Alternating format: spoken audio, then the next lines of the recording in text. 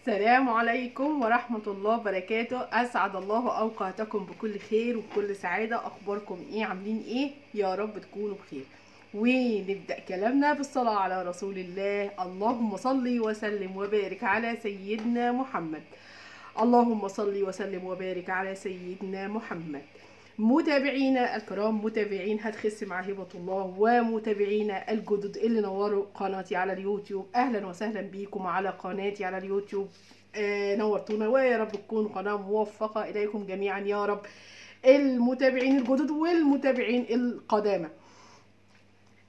خلصنا دايت الخريف. جايه بايه هبه؟ جايين بنظام هتخسي في البرد. الاول تعالوا عاوزه اقول لكم معلومه كده على الماشي. الشتاء احسن فرصه تخسي فيها. ايه الكلام ده؟ ايوه حضرتك استغلي الفرصه ان احنا داخلين على الشتاء.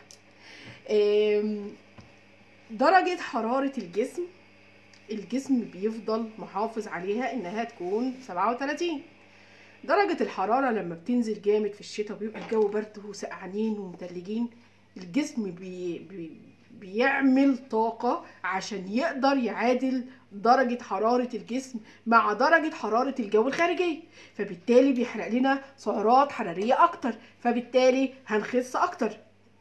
تمام؟ فاحسن وقت تخسي فيه قوي وتنزلي فيه كويس جدا جدا الشتاء. فاستغلوا الفرصة دي وبلاش كسل. هننزل بنظام هتخسي في البرد مع هبة الله. النظام حلو جدا، سهل جدا، بسيط جدا، مش قاسي ولا حاجة. الموضوع بس محتاج قوة إرادة مننا، إصرار، عزيمة، بلاش استعجال. النظام مناسب لجميع الأوزان، الأوزان الكبيرة والأوزان الصغيرة. النظام بتاعنا بيكون متغير السعرات الحرارية عشان يناسب جميع الأوزان. بنلاعب الجسم في السعرات، بنعليها شوية وننزلها شوية، ما بنديش فرصة للجسم ان هو يتعود على كم سعرات حرارية معينة. وطبعا الكلام ده احنا بنلعب فيه في النشويات، لان البروتين والخضار ما نقدرش اصلا نيجي جنبه، ما ينفعش، عشان ننزل دهون مش ننزل كتلة عضلية. فالنظام بتاعنا ان شاء الله باذن الله لو التزمنا بيه بالحرف نقدر ننزل من 3 ل 4 كيلو. الاوزان الكبيره هتنزل اكتر، الاوزان الصغيره هتنزل اقل، لكن في النهايه كله هينزل مع الاستمرار والالتزام. طيب النظام هنزل لكم 3 ايام عشان ما لخبطكوش. هننزل 3 ايام، وبعد ال3 ايام ما يخلصوا هننزل ال3 ايام الباقيين. تمام؟ طيب تعالوا بينا نشرح النظام وهو مكتوب معانا افضل. قبل ما نروح نشوف النظام بتاعنا اللي هو مدته 3 ايام ب3 ورقات مختلفين، كل يوم مختلف عن التاني. ما تنسيش تعملي لايك للفيديو، ولو انتي اول مره بتشوفيني اعملي اشتراك جميل منك لقناتي وفعلي الجرس عشان يوصلك كل جديد. لو كنت مهتمة بحلم الرشاقة والوصول إلى الوزن المثالي مع هتخسي مع هبة الله، اوعي تروحي في أي حتة تانية. تعالوا بينا نشوف النظام هيكون ازاي، ونقول بسم الله الرحمن الرحيم ونبدأ بالأسبوع بتاعنا. هناخد أول ورقة اليوم الأول. هنصحى من النوم هناخد معلقة عسل وكوباية مية. الفطار بتاعنا هيكون عبارة عن 200 جرام جبنة قريش أو 2 بيضة مسلوقة أو 5 معالق فول زائد ربع رغيف بلدي وخس وخيار.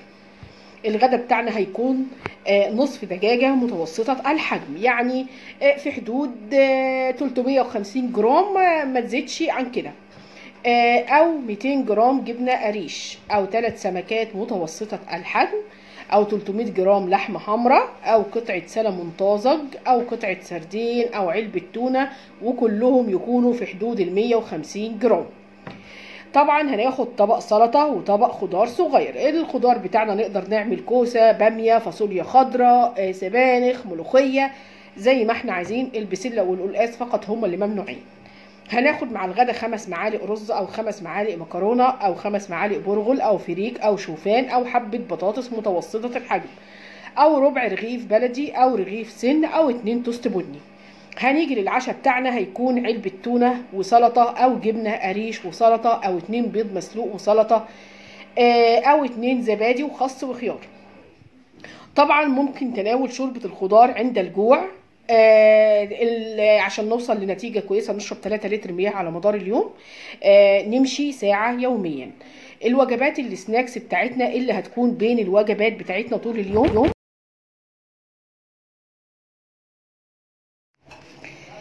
وجبات سناكس نقدر ناخدها بين الوجبات. ليكي 2 كوب لبن في اليوم، ليكي ثمرة فاكهة، طبعا لينا معلقة زيت ناخدها في الوجبات بتاعتنا طول اليوم. نقدر ناخد شاي وقهوة مرتين فقط في اليوم. نقدر ناخد خس وخيار بأي كمية. كوبايتين اللبن نقدر نقسمهم طبعا على مدار اليوم. وتعالوا بينا نشوف اليوم التاني. هيكون ان شاء الله باذن الله هنصحى من النوم هناخد معلقه عسل وكوبايتين ميه او 3 تمرات وكوبايتين ميه.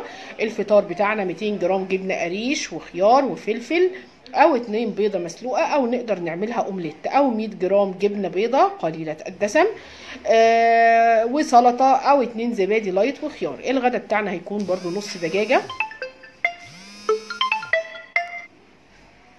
الغدا بتاعنا هيكون نص دجاجة في حدود 300 جرام مش اكتر من كده، او 200 جرام جبنة قريش، او 3 سمكات متوسطة الحجم، او قطعة سلمون طازج، او 150 جرام سردين او تونة. طبق سلطة، ونعمل طبعا طبق خضار صغير. العشاء بتاعنا هيكون علبة تونة وسلطة، او جبنة قريش وسلطة، او 2 بيض مسلوق وسلطة، او 2 زبادي وخس وخيار. طبعا السناكس بين الوجبات زي اليوم الاول بالظبط.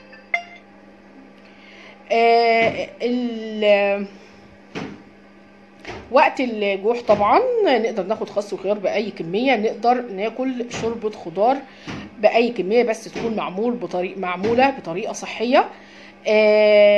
نمشي ساعه يوميا، نشرب 3 لتر مياه. تعالوا بينا نشوف اليوم الثالث هيكون معانا ازاي. وطبعا السناكس بين الوجبات في اليوم الثاني زي اليوم الاول بالظبط. 2 كوب لبن، ثمرة فاكهه، معلقه زيت ناخدها في الوجبات بتاعتنا. نشرب شاي وقهوه مرتين فقط في اليوم، خس وخيار باي كميه. تعالوا بينا نشوف اليوم الثالث هيكون عباره. هنصحى من النوم هناخد معلقه عسل وكوبايه ميه او 3 تمرات. الفطار بتاعنا هيكون عباره عن 200 جرام جبنه قريش وخيار، او 2 بيضه مسلوقه اومليت، او مسلوقه او اومليت، او 100 جرام جبنه بيضه قليله الدسم وسلطه، او 2 زبادي لايت وخياره، او 2 معلقه لبنه قليله الدسم. نقدر ناخد مع الفطار نص رغيف بلدي، او رغيف سن، او 2 توست بني. الغدا بتاعنا نص دجاجه برضو في حدود ال 300 جرام، او 200 جرام جبنه قريش، او 3 سمكات متوسطه الحجم، او قطعه سلمون طازج 150 جرام، او سردين او تونه، مع طبق سلطه وطبق خضار. طبعا الغدا ما فيهوش نشويات. العشاء بتاعنا هيكون علبة تونة وسلطة، او جبنة قريش وسلطة، او 2 بيض مسلوق وسلطة، او 2 زبادي وخس وخيار. وطبعا لو خدنا بيض في الغدا ما ناخدش بيض في العشاء تاني.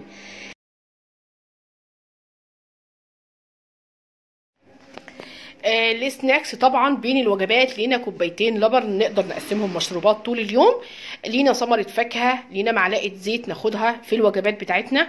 نقدر نشرب شاي وقهوة بأقصى حاجة مرتين في اليوم. هناكل خس وخيار بأي كمية وقت الجوع. طبعا التعليمات ماشيه على 3 ايام. 3 لتر مياه على مدار اليوم، ماشي ساعة، اكل شوربة خضار وخس وخيار وقت الجوع.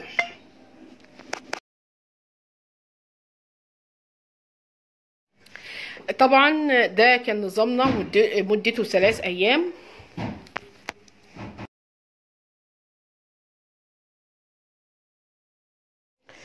طبعا ما تنسوش لو عجبكم الفيديو تعملوا لنا لايك للفيديو واشتراك للقناه لو اول مره بتشوفونا. والسلام عليكم ورحمه الله وبركاته.